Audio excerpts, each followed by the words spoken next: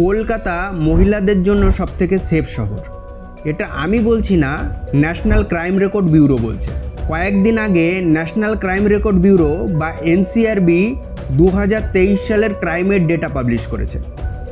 এই ডেটায় 19টা বড় শহরের মধ্যে তুলনা করা হয়েছে, আর তাদের মধ্যে কলকাতাকে মহিলাদের জন্য সবথেকে সেফ শহর বলা হয়েছে। কিন্তু কয়েক মাস আগে ন্যাশনাল কমিশন ফর উইমেন তাদের অ্যানুয়াল রিপোর্ট পাবলিশ করেছে।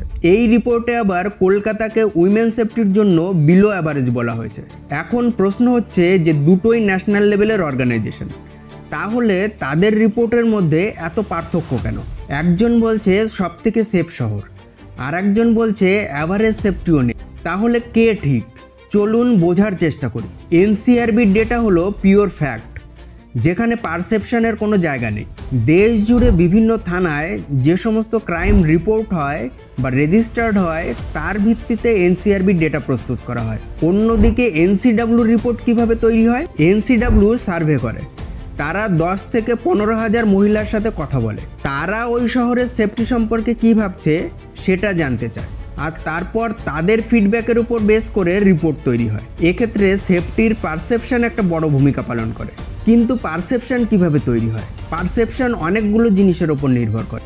অনেক সময় কোনো একটা বিশেষ ঘটনা সেফটি সম্পর্কে মানুষের পারসেপশন তৈরি করতে পারে। যেমন আরজি করের ঘটনা, যে ঘটনাটা মানুষকে নাড়া দিয়েছে, মানুষ সেটা সম্পর্কে জেনেছে, সেটার সাথে ইনভলভ হয়েছে, সেটার প্রতিবাদ করেছে।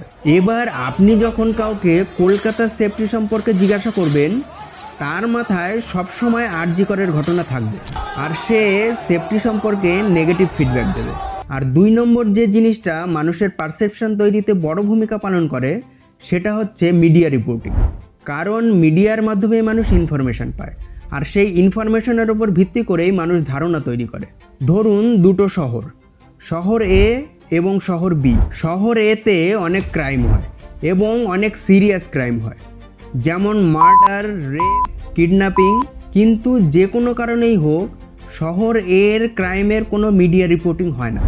অন্যদিকে শহর বিতে ক্রাইমের সংখ্যাও কম এবং সেখানে যে ক্রাইমগুলো হয় সেগুলো তুলনামূলকভাবে কম সিরিয়াস, যেমন চুরি, ছিনতাই, এই ধরনের ক্রাইম। কিন্তু এই শহরে যে ক্রাইমই হোক না কেন সেটার মিডিয়া রিপোর্টিং হয়, মিডিয়া সেটাকে হাইলাইট করে, সেটা নিয়ে আলোচনা হয়, সেটা নিয়ে ডিবেট হয়।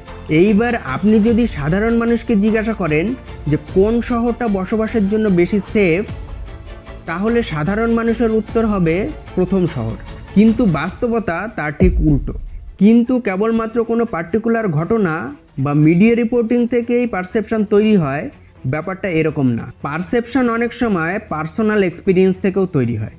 ধরুন একটা মেয়ে প্রথমবারের জন্য কোনো শহরে গেছে, সেই শহর সম্পর্কে তার আগের কোনো ধারণা নেই। এইবার সে ট্রেনে উঠলো, কিন্তু সে ট্রেনে তাকে হ্যারাসমেন্টের শিকার হতে হলো। সে পুলিশের কাছে গেল, কিন্তু পুলিশ তার অভিযোগ শুনলো না। এইবার সেই মেয়েটার ওই শহর সম্পর্কে কি পারসেপশন তৈরি হবে? যে এই শহর মেয়েদের জন্য সেফ না, এমনকি এখানে পুলিশের কাছে রিপোর্ট করেও কোনো লাভ হয় না। এখন প্রশ্ন হচ্ছে যে আমরা তাহলে কাকে বিশ্বাস করব? এনসিআরবি ডেটাকে না এনসিডাব্লিউ রিপোর্টকে? এনসিআরবি ডেটার প্রবলেম হলো এই ডেটা কেবলমাত্র রিপোর্ট হওয়া ক্রাইমের কথা বলে, কিন্তু মহিলাদের বিরুদ্ধে এমন অনেক ক্রাইম আছে যেগুলো রিপোর্ট হয় না। অনেক সময় সম্মানহানি হবে এই ভয়ে রিপোর্ট করে না, অনেক সময় ভিকটিমকেই দোষারোপ করা হবে এই ভয়েও রিপোর্ট করে না, অনেক সময় আবার পুলিশের ওপর যথেষ্ট বিশ্বাস না থাকার কারণে রিপোর্ট হয় না। এনসিডাব্লিউ রিপোর্টের ভালো দিক হলো এই সমস্ত রিপোর্ট না হওয়া ঘটনাগুলোও সেখানে গুরুত্ব পায়, কিন্তু এনসিডাব্লিউ রিপোর্টের বাজে দিক হলো কোনো একটা বিশেষ ঘটনা বা মিডিয়া রিপোর্টিং এই রিপোর্টকে প্রভাবিত করতে পারে। তো মহিলা সেফটির ক্ষেত্রে কলকাতার সঠিক অবস্থান কি, এটা বোঝার জন্য আমাদের দুটো রিপোর্টকেই মিলিয়ে দেখতে হবে। দুটো রিপোর্ট মেলালে আমরা যে কনক্লুশনে পৌঁছাবো সেটা এরকম। এনসিআরবি ডেটাতে কলকাতাকে উইমেন সেফটির জন্য যতটা ভালো দেখানো হয়েছে, প্রকৃত অবস্থা হয়তো অতটা ভালো নয়। কিন্তু এনসিডাব্লিউ রিপোর্টে যতটা খারাপ দেখানো হয়েছে, প্রকৃত অবস্থা হয়তো অতটাও খারাপ নয়।